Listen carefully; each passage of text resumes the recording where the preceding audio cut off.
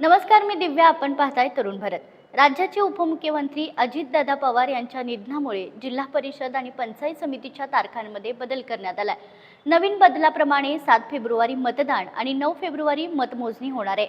राज्य निवडणूक आयोगाने नवीन तारखांची घोषणा केली आहे. उपमुख्यमंत्री अजित पवार यांच्या निधनामुळे राज्यात जाहीर करण्यात आलेल्या 3 दिवसांच्या दुखवट्याच्या पार्श्वभूमीवर 12 जिल्हा परिषदा व अंतर्गत 125 पंचायत समित्यांच्या निवडणुकांच्या उर्वरित टप्प्यांच्या तारखांमध्ये बदल करण्यात आलाय. या निवडणुकीची प्रशासनाकडून सर्व तयारी करण्यात आली आहे. 27 जानेवारी रोजी उमेदवारी अर्ज माघारीची अंतिम मुदत संपल्यानंतर जिल्हा परिषदेसाठी 241 आणि पंचायत समितीसाठी 455 उमेदवार निवडणुकीच्या रिंगणात आहेत.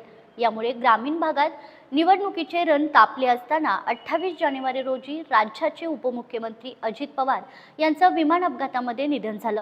उपमुख्यमंत्री अजितदादा पवार यांच्या निधनामुळे राज्यावर शोककळा पसरली.